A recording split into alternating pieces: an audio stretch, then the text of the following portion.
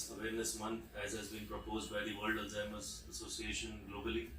This is to make people aware about the condition of dementia and Alzheimer's disease and how we can prevent and make people's life better. So we at Sir H.N. Reliance Foundation Hospital would like to take this opportunity to make everybody aware of this condition. So today it's my pleasure to introduce Dr. Arun Shah, Senior Consultant Neurologist and Director of Neurosciences at H.N. Reliance Foundation Hospital. Myself, Dr. Manish, Consultant Neurologist at H.N. Reliance Foundation Hospital, and with us is Dr. Karishma, Jeithmalani, Consultant Neuropsychologist, who is an important part of our memory clinic at Reliance Foundation Hospital. So, to start with, I would like to ask Dr. Arun Shah sir, what is dementia and what is Alzheimer's disease? Are they same or are they different? Thanks, Manish.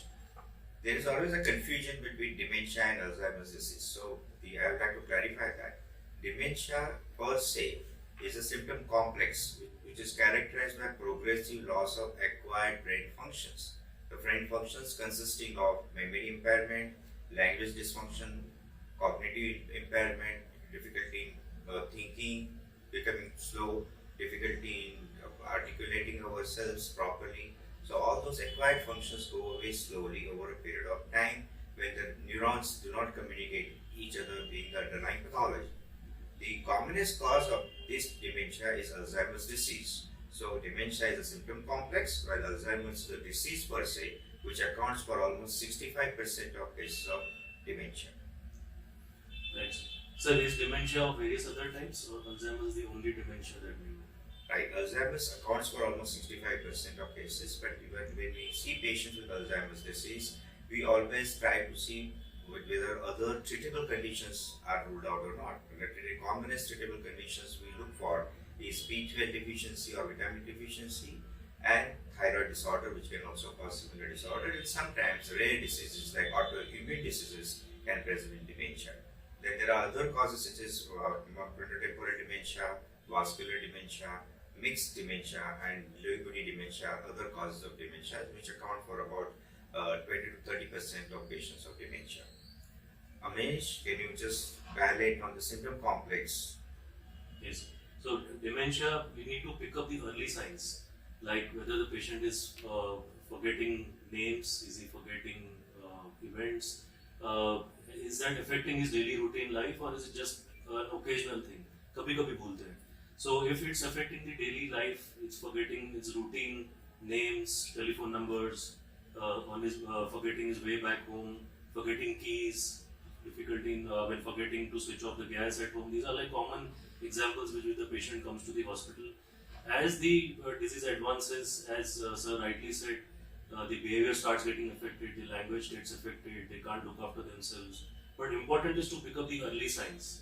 When we pick up the early signs, we have a good chance of delaying the process of degeneration, starting medications, taking some preventive non-medical steps so that the patient's quality of life is better. So the early signs of affecting the daily life, memory and all need to be seen earlier. Dr. Manish, should be every forgetfulness which you see in elderly is dementia, or is there a difference between normal loss of memories which occurs with aging versus pathological loss of memory? Yes. Can you dilate on that? Yes. So there's a thing which we call normal aging.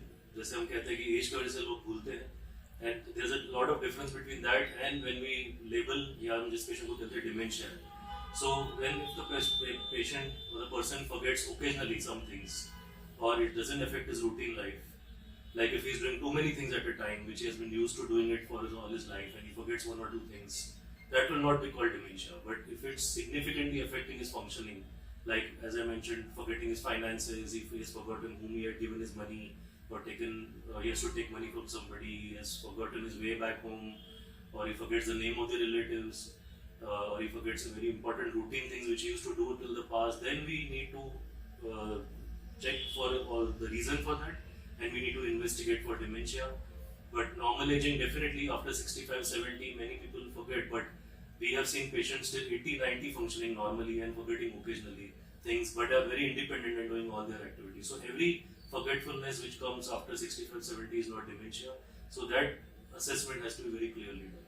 So we'll ask Dr. Kاريشما to dial upon this and to emphasize the importance of neuropsychological testing. Yes, so like Dr. Manish mentioned that dementia can bring about a lot of changes in the brain function, which is also called cognition.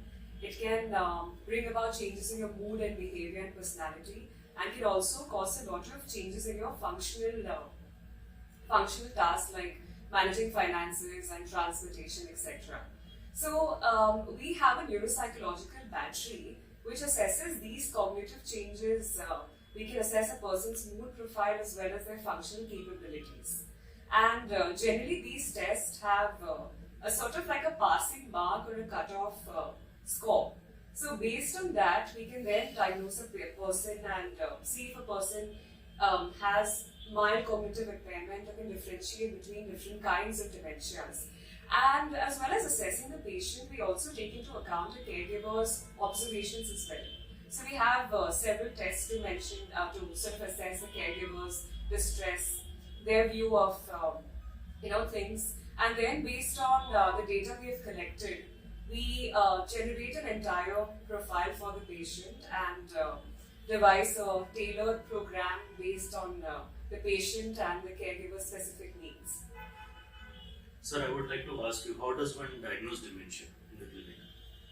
Yes, Dr. Manish. The diagnosis is very important. The clinical diagnosis is basically based on history taking from the person, history taking from the nearest relatives which are staying with the person, followed by good clinical examination, neuropsychological examination, which Dr. Kárيشما already highlighted just a minute ago, followed by in certain patients we do biochemical tests as well as the scanning of the brain sometimes not to miss rare causes such as blood clot in the brain or a tumor in the brain which can sometimes present with this. So initially every patient undergoes at least one scanning of the brain. It could be either CT scan or MRI depending on where we so.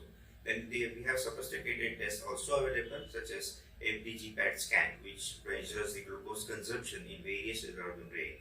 So people who have Alzheimer's dementia or dementia, brain cells which are not functioning to consume less glucose, and that's why they can be picked up on this FDG PET scan.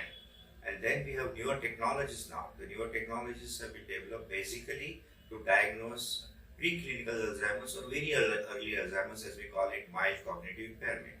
And these tests are of course amyloid PET scan where you actually measure the amount of amyloid in the brain. And just to emphasize, that in Alzheimer's brain, the beta amyloid is increased, and that is one of the pathological change which has occurred in this brain. Similarly, there is increase in the tau.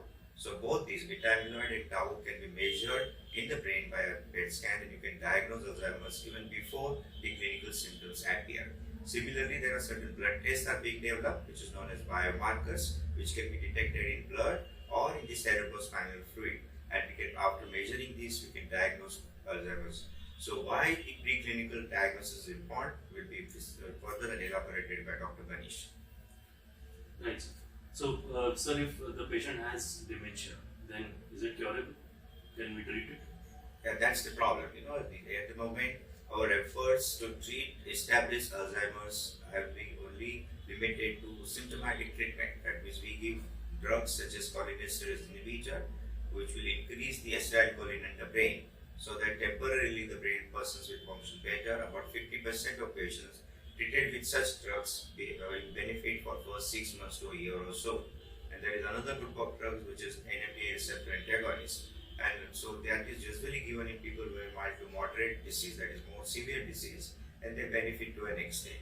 But there is no disease to stop worsening of this process, what is known as disease modification. So there are advances in disease modification going on, which Dr. Manish should again highlight. So, as sir rightly said, a lot of studies, lots of research going on into disease modification. The question always arises is, can we halt the process? Can we reverse the process? At the moment, till date, there are no such medications available.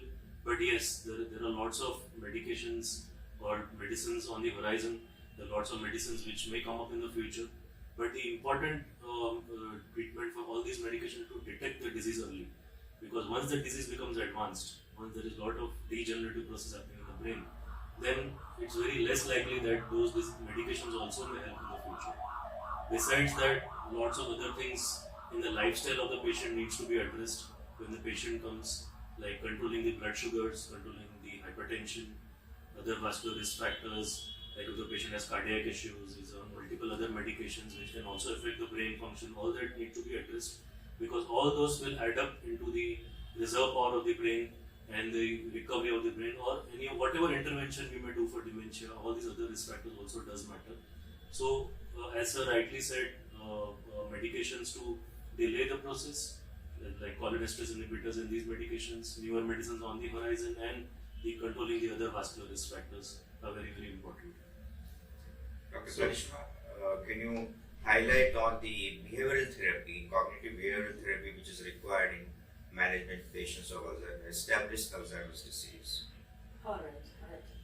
So basically, like Dr. Manish mentioned that aging starts from the age of 30 and what you do now can make a very big difference in the future. So first I would like to highlight some ways to sort of not prevent it but minimize the risk of developing Alzheimer's disease in the future and also sort of to delay this onset of the progression of the symptoms. So first, it's very important to indulge in exercises regularly. In fact, a lot of studies, a lot of evidence has suggested that following a mix of resistance-based or strength-based exercises, in addition to aerobic exercises and yogic exercises in particular, is very good for the brain. Second, I would like to highlight the importance of healthy eating and diet. A lot of studies in the past have also suggested that things like following omega-3 rich diet and diet high in antioxidants is particularly very good for the brain. Third, I would like to highlight the importance of intellectually stimulating activity, in particular novel skill learning. So indulging in any activity that's challenging or new for the brain can result in neuronal development. So in fact, I just read a very recent study that was published in June this year, and that study suggested that learning these three activities in particular are very good for the brain. So one is a musical instrument, the second is a language-based activity, and the third is learning a sports-based skill. So that does wonders to the brain. The fourth thing that I would like to highlight is getting adequate sleep. So getting adequate sleep is very important for the brain because the brain reconsolidates memories when we're sleeping. So very important to get about 7 to 8 hours of sleep in the night. Also, it's very important to maintain a consistent bedtime routine as well. And lastly, I would like to highlight the importance of social engagement. So going out, meeting people. Just the act of getting out of your house, meeting people recruits so many brain functions. When we meet people, we're talking, we recruit our language functions. When we are talking about our old memories, you sort of recruit your remote memories. So this is a simple act of socializing can have numerous benefits for the brain. So important is that the Alzheimer's has been said it starts 30 years before the actual symptom with which the patient walks to the doctor. So what we do in our middle life, how our lifestyle is, what we eat, whether we exercise or not, smoking, drinking, what we eat, exercise, all this matters what is going to happen when one is 65, 70 years of age. So yes, that's what I think this year's message from the World Alzheimer's Association is never too early, never too late. Meaning all the preventive aspects of Alzheimer's disease must be started as early as possible, and it should be continued even after a person starts developing symptoms of Alzheimer's. The later part will probably flatten the curve of age.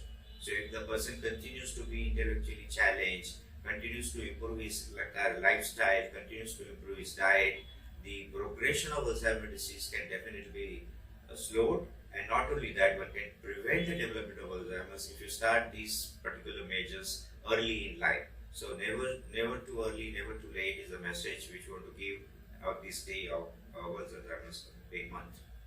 Thank you. Thank you. thank you very much.